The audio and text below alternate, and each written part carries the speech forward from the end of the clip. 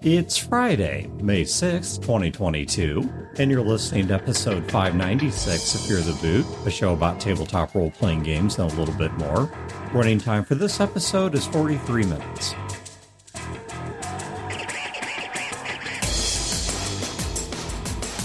Welcome to Fear the Boot. My name is Dan. This is Julia. I'm Brodeur. And my name is Tex. All right, so we got Tex here with us in town. He is visiting the St. Louis crew for a bit, though he's headed out tomorrow, but we managed to get him for an episode tonight. And actually, this serves as a useful talking point to give something of a preview of an announcement, which is the fact that something we're going to be doing, particularly once we lose Brodeur and he moves off to some stupid place he doesn't belong. Some secret location where I will be shooting guns and growing weed. And yeah. And I hope it all fails miserably and you end up back here. I really do wish a profoundly unhappy future on you. If that happens, Dan, I'll eat a bullet before moving. No, you already promised me. God damn it. You promised me you would come back and give me a chance to stop you. God damn it. This is why I worked you into my Faustian contract. Fausty. But anyway, what we're going to be doing is, I haven't come up with a name for it yet. Maybe there'll be regular episodes and I won't give them their own numbering system. If I do, it's going to be like Phone the Boot or something like that. But we're going to start doing some episodes with remote hosts, not guests we're interviewing, but just people that have been on Fear the Boot in the past or have been close to the Fear the Boot community that we're going to be bringing in some remote episodes, which includes Tex here, but also Chris Hussey and, sadly, Brodeur. And, you know, we've got some other folks that we're looking at, too, and we've started some Discord-level discussions about this. All right, second thing up before we get into today's topic is, Julia, you have a request related to Fear the Con. I do. So I've gotten talked to by a couple people in the community about them needing to bring their kids to the con in order to make it. So I was hoping that I can call upon the community to create some child games, probably 5 and up, to entertain the kids. If not, I think we're going to try to band together and hire some babysitters to entertain them at a table with coloring books and the like. And if there's any volunteers for that, that would be cool too. But realistically, if we can get these kids into gaming, let's do it. Yeah. So we're trying to put something together. So let me stress, no promises here, but we're trying to make the convention set up such that if you have younger children, that does not need to be the reason you don't come to the con. In first slot already, I have an intro to RPG game set up. And as of right now, I'm accepting kids as young as 5 years old into this game. That was because of me, by the way. Yeah, so They can get into gaming in surprisingly unusual ways. When my daughter was in kindergarten, she had to stay home for a sick day, and I stayed home with her. And so I actually had my Descent game out. And so we were playing Descent on the dining room table, and I got ready to bring a couple of the models in to battle the party. And my daughter goes, "Papa, we can't have the Elder Dragon and the Archdemon battle the heroes." And I said, "Why not?" And she goes, "Because they're falling in love." Oh, that's cute. See? Wouldn't it be saying there's a lot of ways to involve kids. yeah, there are. And there are actually a surprisingly number of kid-friendly games. I'll link to the episode. But a while back, we did an episode on gaming with children. And one of the things I did is I reached out to the broader RPG community through an industry mailing list and asked for anyone's recommendations for games that are child-friendly. I got some of the names you would expect, like Secret Lives of Gingerbread Men and Happy Birthday Robot and such. But there were some ones in there I had never heard of before. So if you have kids and you're curious to see what's on this list, I will put a link to that. Now, that was some years back. I'm sure new titles have come out that aren't on that list, but it's at least a starting point. All right, so Brodeur, what narcissistic crap do you need to work through? Well, so first of all, I want to say thank you to Jason Brick for having me as a guest on his show, Safest Family on the Block, where we talked about role-playing games and how you can use role-playing games to teach your children not just math and communication and critical thinking, but more so about safety exercises and how to role play through different scenarios and different situations so that your kids can, go through those sort of mental katas and be prepared for adversity. And he let you talk about it? Well, I can be surprisingly Imagine mature. there's a little child and Brodeur comes into your house. So no, it's true. Now I obviously was unabashedly me, but I can be mature and I can be concise sometimes and even say something that's worth listening to. Not right now, obviously, but also I want to thank Jim Pinto of the world's largest dungeon fame of having me on his show, My 10th Level Paladin. If you want to hear me like full octane, super not safe for work Brodeur talking about my favorite D&D character ever, I would encourage you to check it out. Because it was a blast. All right, if I can find those things, I know I can at least find the Jim Pinto one. If I can find the Jason Brick one as well, I will link that. Jason Brick, safest family on the block's a big deal relative to what I do or Jim Pinto's listenership, so yeah. Well, yeah, I'm going to try. I'm just saying, if I can find these things, everything we've referenced that is not a future plan, I will link in the show notes.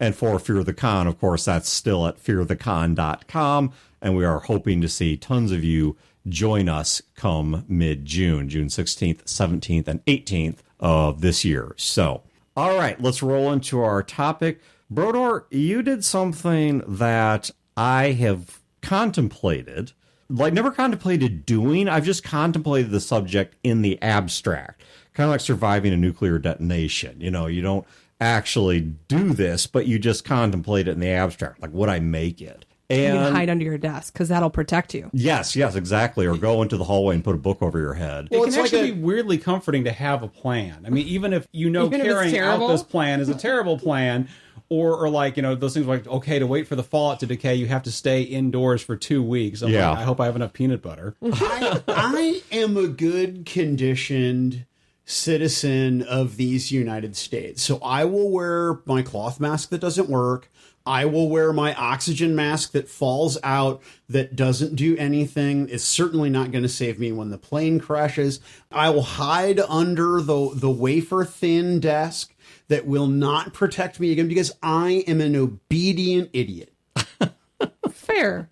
Not sure about the episode or not, but I'm going with yes because you didn't go too far. So You got no, don't stop while you're ahead or behind, as the case may be.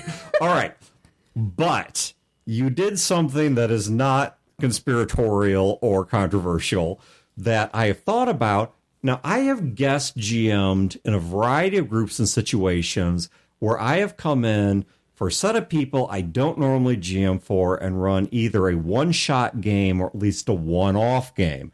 So either it's a one-shot like you do at a convention or something like that, or it's a one-off where they've got a D&D game and I don't know what the plot's about, but I'm just going to tell some completely self-contained story that does not need any contextual awareness to work. The characters went on vacation. Yeah, I was thinking about Yeah. that. It's like one of these Star Trek episodes where the whole crew's on shore leave. Yeah. So, of course, random things happen to them on shore leave, and then we can just forget about that next week. It's the anime beach episode. Every Right. anime series has the A beach episode. just so that they could be in bikinis on the beach. Well, yeah, Gotcha. but then on top of that, it always has sort of a standalone plot. The one in Persona 5 was perhaps one of the most nonsensical because a flight that could not make it to LA because of a storm ends up getting diverted to obviously the next closest airport, which is Hawaii. And that's because that's the only place the Japanese Yeah. vacation. people talk about Americans being culturally and geographically insulated. Let me tell you right now, we don't win that game. We're bad, but we don't win that game.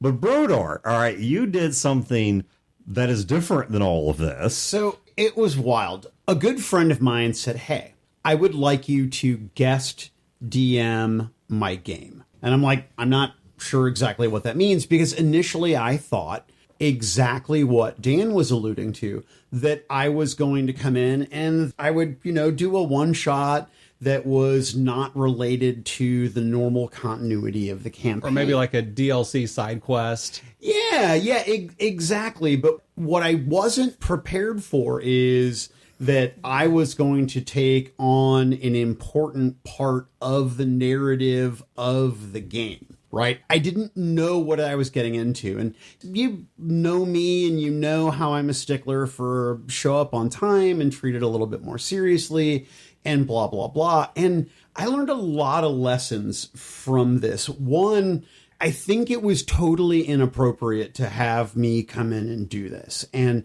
I'm not upset with my buddy because we didn't know at the time, but dude, it was wicked awkward for a lot of reasons. One, we're waiting and waiting and waiting and waiting for everybody to show up to the game, and people are drinking and doing their thing, and I'm drinking too, and we're having fun. But I'm like, dude, I've been here for an hour and a half and we haven't started gaming yet. This is really starting to irritate me. What's going on? And then I start getting asked questions by one guy in particular who was we just didn't have personalities that meshed. Okay. We just didn't like it. In fact, at one point, he talked about how he has to quarterback the D&D party because they don't do the mechanics right and yada, yada, yada. And I just thought to myself, you understand taking over the group and quarterbacking, that's not a thing to be proud of. That's not something that you should boast. Well, what's going on here? But anyway, I realized that... Well, out of curiosity, what edition was this? 5th edition? 5. Okay. The reason I was curious is because if it was like Mathfinder, then somebody having to quarterback the party. Yeah. Yeah, exactly. I get it because there's no way any normal person can do that math to its most effective levels. You're operating under the assumption that anybody at the table knew the rules or how the game worked. See, that's where you were wrong. But okay, because I know there's also like there's a rules violation where like somebody's going to do something that's actually against the rules, and you can debate if you want a rules lore or that. But then there's also the min-maxer, and so like if you're playing with my son, you'll occasionally have him chime in and point out that is not the most mathematically optimal thing you could have done, and if you want to min-max it, he'll clue you in. Oh, right. Well, so they had that guy at the table because he was quarterback guy, but like nobody knew the rules. But that doesn't bother me either. But I realized that they're doing a type of gaming that I did a long time ago, and not to disparage the gaming that they were doing, but they wanted kick in the door, kill the monster, take the stuff, and be more powerful. Okay, so a loot and scoot. Yeah, loot and scoot. So my friend asked me to come over and said, hey, I would like you to put some fear into the PCs and really kick the tar out of them in this encounter. Now, those weren't his exact words, but he wanted me to make them fear monsters, right? And so they'd been working with the silver dragon and blah, blah, blah, blah, blah, blah, blah. But did he want you to just make something that was mathematically more powerful than the players? No.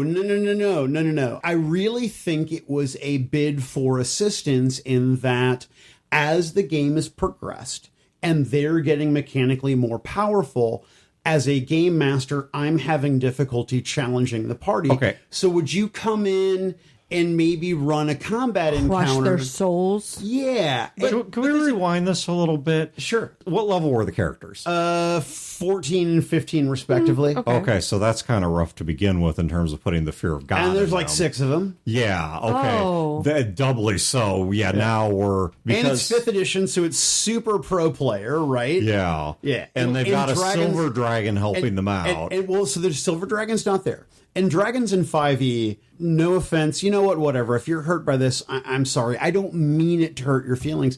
5e dragons suck. They're wussy. On a level that is embarrassing. Like, the game... If they're in their lair, they're fairly scary. Yes, that's true. Yeah, if they get all the lair action, they're frightening. Any dragon in 5e on the ground is a bitch. Yes. An absolute bitch. For sure, that many people at that level could defeat like an average dragon. But that's not where I'm going, right? Okay. Where I'm going is this. I'm scared. Is that they're in this elven town, and it's this wooded village, blah, blah, blah, blah, blah. And I don't care about the mechanics. I don't care about initiative. I'm just going to terrify them. Right.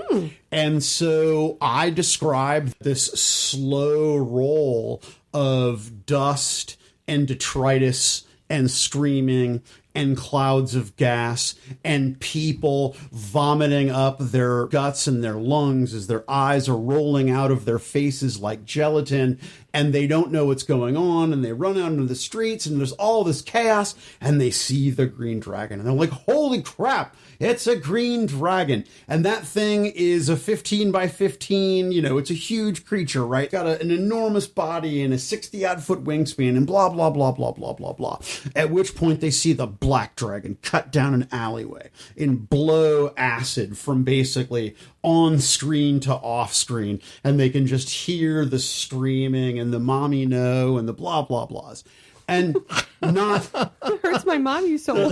The mommy knows and other such random garbage. Yeah, that's garbage. That's not. And so an adult green dragon and an adult black dragon are, like CR 15 and 16 respectively, or whatever. My numbers aren't exact, but they're atrocifying the town, right? Just that they've been staying in for a while? Absolutely. So they stopped in the town to do the thing and meet the king and the or the leader of the village and the blah, blah, blah, blah, blah, blah, blah, cause MacGuffin and plot. And I was like, you guys, I'm going to burn everything. Because one important thing that I've learned about gaming, and it's taken me 30 odd years of gaming to recognize, is that little piece of paper that you have in front of you, that's not where your feelings are. That's not where your nerves are. It's not where I hurt you. It's all those little things that aren't mechanical that I can pull on and put pressure on, and I can cut their fucking faces off, and I can really make you suffer.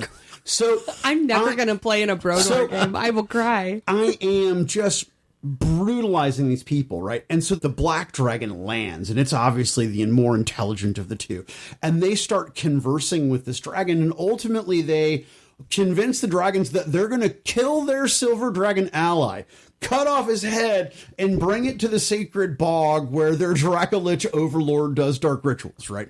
So then... Wait, what? So they're going to, off their friend? No, they were liars because rules lawyer doesn't know the rules. Quarterback guy is a paladin, and he's the paladin ever.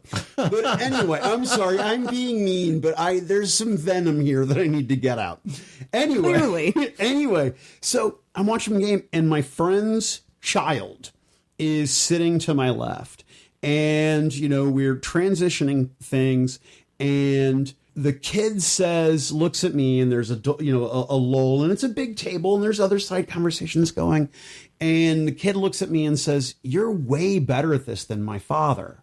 Oh, man. Oh, wow. Twist that knife. And I was like, dude, first of all, number one, Don't ever talk to about your dad that way. first of all, that's totally unfair, right? And I know that for some of my patrons, I'm repeating myself, but I was like, that's unfair. I've been doing this for a long time. Your dad just started. He's new to these rules. He's not an experienced game master, blah, blah, blah, blah, blah, blah, blah, blah, blah, blah, blah, blah, blah, blah. But also, he's running the game that you guys want to play. The game that you want to play is kill monsters and take their shit. That's not the game I run. So, this is the kill your soul game is more my speed. Yeah, this is, I want to make you lose sleep about the decisions that you made because I don't care about the math. But this might also be like you don't know what you want. Luigi knows what you want. And so, if all they've ever done is a loot and scoot, right, then that's what they think they want. But I mean, not that there's anything wrong with loot and scoot, but maybe they don't know there's another way. But okay, but then now put yourself in the position of my friend who's game mastering and he's watching, and I didn't do anything special. Let me absolutely make that clear. I didn't do anything unique or mind-blowing or new or innovative as a game master. I just have XP, right? Right. And so the players were eating it up, and by the end of the night, they were like, "Are you going to come back next week?" And I was like, No, I'm not. So the only thing I can say is, and this is from like an interpersonal situation, Right. that GM came to you for a reason. Right. So I don't know. I feel like it's kind of okay. I mean, not that you would come back again. I think you made the right decision was there. Was the GM there? He was at the table? He was running the game, and then basically I was at the table with my books, and everybody thought that I was going to have a character that gets introduced. And instead you ran it. And in the characters that I introduced I'm with Julia, because you weren't really subbing. I mean, if he actually called you in to pinch hit but was still there, I agree with Julia. He called you for a reason. Maybe he wanted this sort of game, but they never thought he would. I got a two-part question. I felt bad about it, though. Well, No, I don't think you feel I got a two-part question for you that's related to exactly what Tex and Julia are saying. One, why did he ask you to do this? And two, why did you agree to do this? Because he's my friend and I didn't ask questions. It's just the same reason. Remember when you killed that hooker at 3 o'clock in the morning? You called me. No, actually, I've never had that experience. Well, okay, but let's go back to the first question. Okay, that explains why you agreed. Yeah. Why did he ask you? Yeah. Okay, here's where I made a mistake. I'm not sure you've made a mistake, but go on. I'll finish your thought, but I'm not sure you made a mistake. In hindsight, what I should have done is I should have asked my friend, hey, why do you want me to run this game?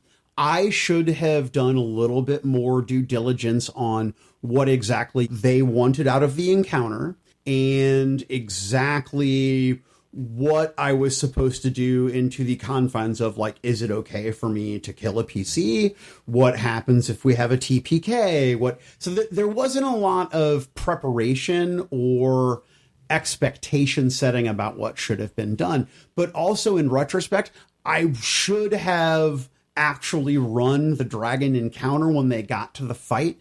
And the people at the table were like, dude, Mike, you've got to run the fight, right? And I was like, no, this is my friend's game. I want my friend to run the fight. And if one of you gets killed, I'm going to feel like a real jerk for pinch hitting and killing somebody's character. Now, of course, they end up fighting the two dragons and one of them routs because D&D 5e dragons suck the most enormous pile of pestilent feces. And it goes down like a bitch. Anyway, But I guess that gives your friend the chance to pull punches. Yeah. Like if he doesn't want a TPK and it's going to happen, then as the GM, you can kind of pull your punches a little. See, I wish I'd run that fight because I think I probably could have killed one of them for sure. I'm confident I could have killed one and maybe two before the green dragon got killed and the black dragon escaped. And I regret not doing that.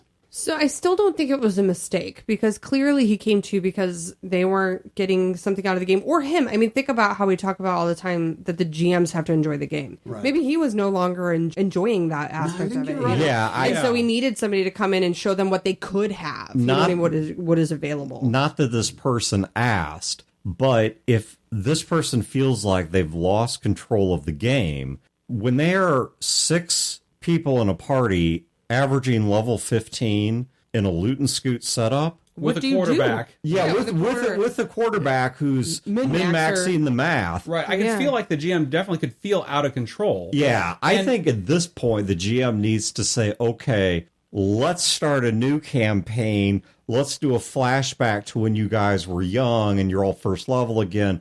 Maybe even let's play a different game completely. Agreed. And find one where this person can learn from those lessons and slow down the advancement, change up the play style, or play a game that doesn't have such radical advancement. I mean, levels in D&D, they mean a lot more than advancement in most games does. Well, go ahead. Well, I was going to say, maybe he didn't know how to get control of the game back besides dropping a piano on the players. And, a player is going to get resentful if a GM just drops a piano out of the sky just because the GM can. And so I think maybe he was looking for somebody to try to drop that piano that wasn't him? Well, not drop the piano that wasn't him, but also maybe do it from a more narrative way. Yeah. That to pivot the characters from acting to reacting and then allow them to start acting again. And if the characters are used to acting and not ever reacting, and the opposite extreme is equally bad. Like if your characters are constantly reacting, that's not fun either. But take that sense of control away from them a little bit and make them feel like, okay, this world is a little big and scary and I don't own everything. Yeah. No, that's an excellent point. Like I had not considered it in terms of, so I think of stories in terms of upbeats and downbeats, right? Mm-hmm. Yeah. And so these guys have had so many upbeats, it's become unfun because they didn't feel threatened or what have you, right? But I think what you're saying about being proactive versus reactive, I think that they've been proactive for so long. Nothing's ever split their lip open and made them think, oh, I can actually get hurt doing this. Well, and also you're leading this event of, oh my gosh, I don't understand what's going on. Scary things are happening. I don't understand this, and I'm not sure I can go fix this with an axe. Right, because and then they realize, they're like, oh my God, the silver dragon, whose name I don't recall, the silver dragon has enemies. And, we didn't realize there was a whole dragon politics, right? And we knew that there were dragons of chromatic and metallic, but we didn't realize that we thought that all chromatic dragons hated each other. Like we didn't know that greens and blues and reds and blacks would all hang out with each other and do stuff, right? And then so they've unraveled this whole bigger dragon conspiracy thing, which was fun. And I got to create that and I enjoyed that, but I don't. Well, you opened up a lot of cool stuff that GM can use now. Right. Because now, I mean, what do you fight 6, 14, and 15 level people with? I guess freaking dragons. I mean, that's your option, and they're still kind of wussy. But I mean, you don't a lich. I mean, what else can you? I mean, well, a 17th level, a CR17, Yeah, true. ancient blue dragon Dracolich that you just totally put on the juice and you give spells because what fucking monster who designed 5th edition D&D did not make them innate spellcasters. That person, whoever made that decision, oh, I've got a tiger box for you. a tiger box. Yeah, it's a whole Vietnam torture thing. It was the Vietnamese during the Vietnam War. Okay, I'm going to head you off right there. We're not going to veer into military history. Well, and I feel like this spins off another topic too, because as players, I don't know, I guess my group is very different because when we do have more powerful characters, we ourselves find more interesting ways to solve problems. We'll be like, okay, well, how can we solve this without fighting? As players, I feel like that's also on you to kind of create that other side of it. People do what works. Part of the reason that individuals develop a variety of dysfunctions in their life, let's put aside gaming, is because they find a survival mechanism that no matter how immoral, messed up, whatever, it works. Mm-hmm. For example, most of the people I've known in my life that are compulsive liars, I mean, everybody lies, but not everyone is a liar. But the people I've known who are compulsive liars, that was a survival mechanism they developed at some point in their life to keep themselves out of trouble or to get themselves desperately needed attention or whatever. And that carries on later into life. Now, I'm not going to call gaming styles a profound social dysfunction or moral dysfunction. But the point is that if this is their first role-playing game and you set the tone and send the message that this is what works, well, of course they're going to keep going back to that toolbox. And I'm not judging this group because from what you're saying, it's a new group. But that's part of the experience is you understood you did it wrong. There were things that worked, things that didn't work. And now maybe it's time to reset the board. And whether that means making new characters or doing a flashback or once again, outright switching titles. Say change systems. Go be a werewolf and get your ass kicked by a vampire. Or play a Star Trek game. I don't know what the current rules are, but in some versions of the rules, phasers don't hurt. Right. They remove you from existence. Yeah, you were a pile of ash. Yeah, you were an overlaid special effect and then gone. And it creates a completely different mechanism of solving problems because it necessitates one. And, you know, if this person's goal was to have you put some fear into 6 individuals that are well-geared level 15 characters, I mean, the turn economy alone, even if they're poorly geared. Dude, yeah, don't get me. We could wank on turn economy. Well, we already did. Yeah, we had an episode recently on turn economy and action economy. But like the kid's soul-crushing comment about his dad aside, I don't know that you did anything you need to feel bad for or sorry about. I mean, if you're ever around me at work, I have a lot of bumper sticker or T-shirt slogans, and one of them is bad engineering comes from bad culture. And if you're going to fix bad engineering, you first have to fix the bad culture that created it. And so, you know, I'm not saying Loot and Scoot is bad, but if these people weren't enjoying themselves anymore, then that's bad. And so, you know, maybe it is good that you came in and disrupted the culture that created this campaign that was no longer fun. I guess, and I don't think that they weren't having fun. And I don't know, maybe I'm being too egocentric and focusing on the wrong thing, but I put myself in my buddy's mind, right? Right. Mm-hmm. And I'm him behind the Game Master screen. And my kid and my friends are all asking my buddy who ran an hour portion of one game session to come back and run the game next week. That fucking stings. That hurts my feelings, right? Yeah. Right. Yeah. Well, and one thing I think that's important to keep in perspective is there is a very, very simple mathematical truth here, which is anyone that's run a lot of games ran a first game. Sure. Anyone that's run multiple campaigns ran a first campaign. And looking back on my own first game and first campaign, there are mistakes I made, not because I'm dumb, not because I'm uncreative, but just because it is such a unique hobby. Because we're used to storytelling, but we're not used to collaborative storytelling. Certainly not storytelling that is this open-ended. You know, you could say, well, maybe in some video games, like, okay, in Mass Effect, let's forget the 3-color ending. There are things that you can do that radically change the course of the story being told until the end, where it doesn't all matter. But up to that point, you have a lot of hand in whether entire species live and die and how major plot lines turn out and things like that. But it's still a relatively small, finite tree of decisions. And if you're playing the video game, you don't even have to understand how that limited tree works. You just participate in it. That's not the same as being the storyteller, even with a relatively limited set of choices. And in a role-playing game, your choices aren't infinite, but they are way broader than even the most permissive video game allows. And so this is a style of entertainment that is very unique in terms of the problems it creates, and especially the longer a campaign goes. If you were slightly off course, if you're half a degree off course, in the course of 6 feet, that doesn't change your position much. But in the course of 6,000 miles, you're in a very different place. And by the time they're 15th level, goodness gracious, they've careened so far off of where probably this individual ever predicted the game going.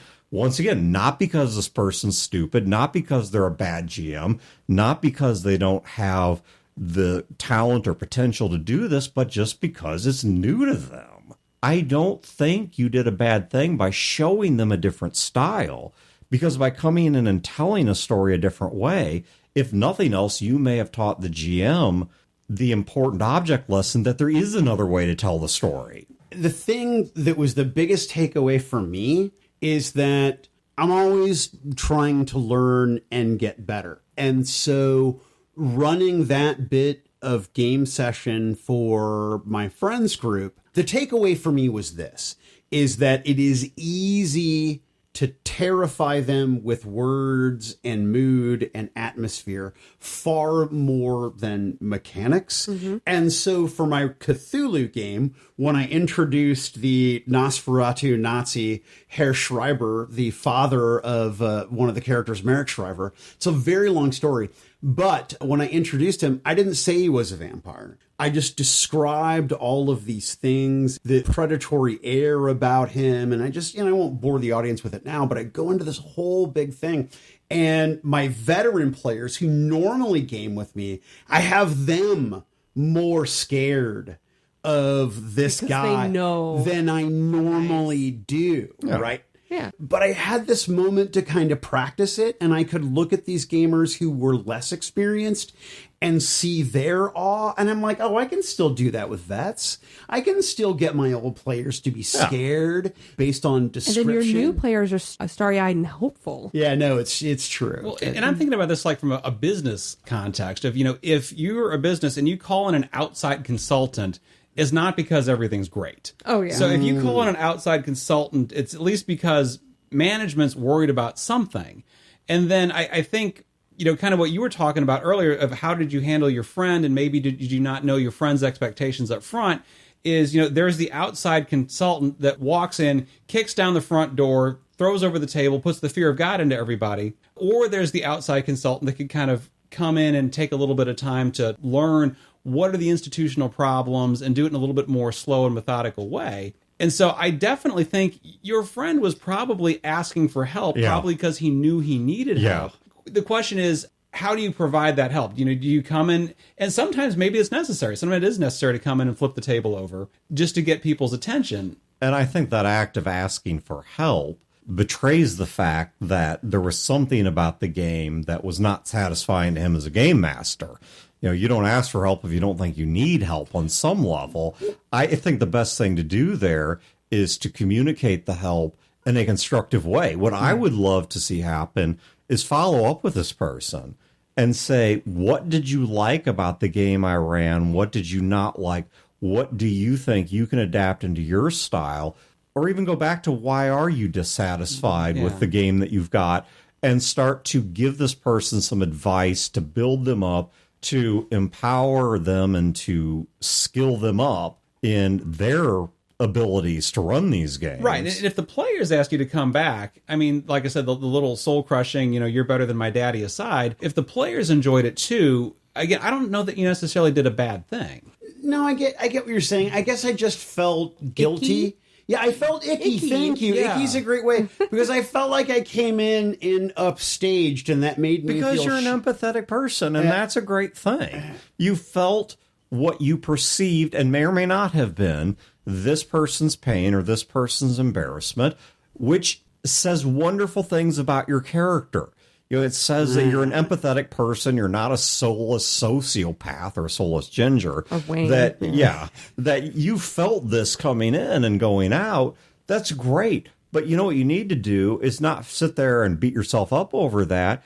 You need to figure out what can you do to get this person to the point where they can run games that upstage you. You know what works every time? An edible arrangement. Sorry.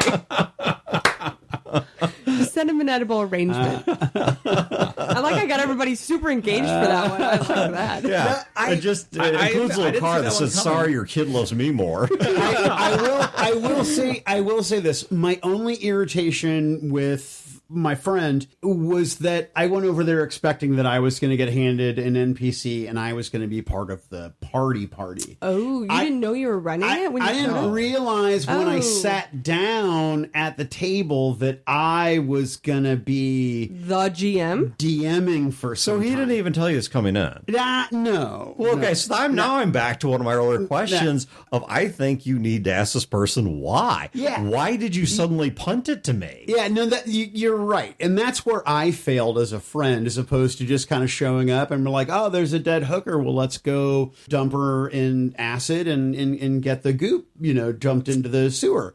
And, and I didn't. Okay, I'm going to ignore that and go back a couple of sentences because I have this little one-act play going on in my head now because you said that there was one strong player who was kind of quarterbacking or min-maxing or cat herding the Let's rest say of the party. strong personality. Okay, let's say a strong personality. If you had introduced a guest player and that guest player was also a strong personality, That would have been interesting. that would have been interesting in a bad way. Like, I thank God Right. that my friend did not ask me to be a PC because one of the people at the table I would have had great difficulty gaming alongside Right. if I weren't the game master. and that's Yeah, why I think it was absolutely. easier for you to come in and drop a couple of dragons on them, just from a personal interaction point of view, than it would be to necessarily co-quarterback the team. That's a good point. That would have been worse. That would have been way, I mean, even if that was what you were expecting, I think if things had gone the way you were expecting, it actually probably would have been a far Worse. more frustrating experience for everybody. And knowing I- your personality, you would have chafed and blown up within 30 minutes tops. I had a couple whiskeys in me, and this individual had a lot of whiskey in him. Oh. So, yeah, So, it could have been. If you had a couple of the PCs, or well, not even the PCs, a couple of the Ps actually fighting with each other. I mean, even if not physically, Yeah, that that guy would have whooped my ass too. But this would have been I would have got my ass whooped. But even if it didn't get that would have been a bad experience for the players. So I think it was better that you dropped a couple dragons on them than you co-captained the team. You know what's worse than just a regular min-maxer? One with a lot of whiskey. Yeah. No, for sure. I mean, I think that's probably got to be like extra level min-max. Who also can't math, but think they can because Yeah, of drinks. that's the worst. Like, the worst I is would- the ones who can't min-max but are convinced they can and are not only giving overbearing, controlling advice, but it's bad advice as well. No, he's sharp. They just don't know the rules, right? So then Yeah. if I could, he's like, well, I've got banished. I'm going to banish this dragon. And I was like, Nope. let's stop right there. I mean, no offense. And I could be wrong because you know me, right? Like I always, off the top of my head, isn't banished no, only it doesn't extra work. planar beams? I always defer to deferential, and I'm like, hey, I'm 99.999999999% that you're absolutely wrong, and that you can't do that. Now you can check the rule book and Yeah, double check me. by coincidence, I actually have the 5e but- PHB But right I mean, here. logically, think about this from like even if you don't get out the rules book, think about it from a logical standpoint. Why would they allow somebody to be able to banish a being that's supposed to be really tough in the universe from the same plane of existence with a snap of their fingers? Yeah. It's going to be like you're going to have to be like way high level to be able to do that. Right. Like, Well, there's no way. I think it's okay to say, also because plot. yeah. Oh yeah. I for mean, sure. my son is a min-maxer, and he's also extremely good at the math, and he's always right with the math. And one of the interesting experiences for me as a GM is when he figured out that I was pulling my punches. Oh. And so, like we were getting pretty close to a TPK, and I didn't want to do a TPK because I was tired and wanted to go to bed. And so if we did a TPK, the kids would have wanted to start from the beginning, and I didn't want to be up till 3 o'clock in the morning.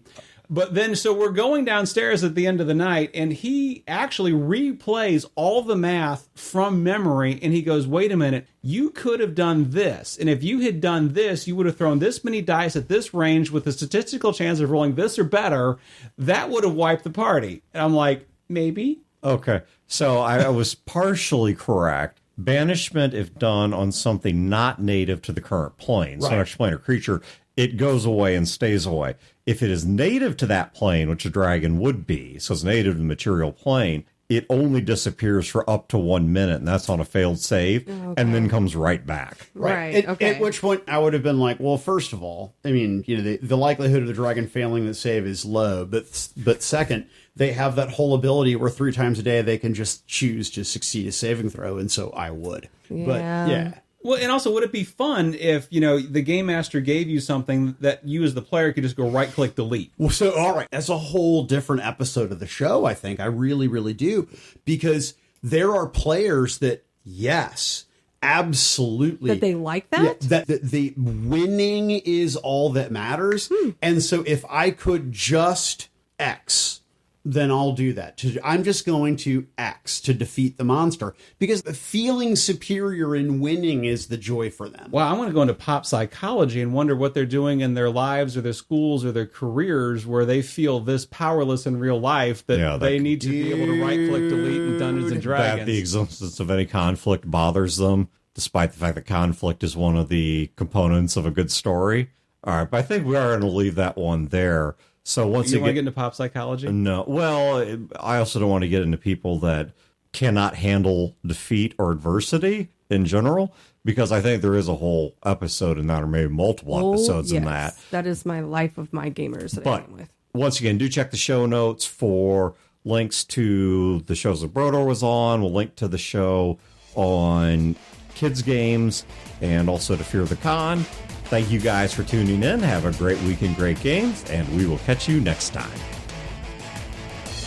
This has been a production of Fear the Boot, copyright 2022. Listeners are free to use this episode in a non-commercial endeavor, so long as credit is provided to feartheboot.com. You can find previous episodes and other resources at feartheboot.com. If you wish to support this show and its related endeavors, you can do so at patreon.com/feartheboot.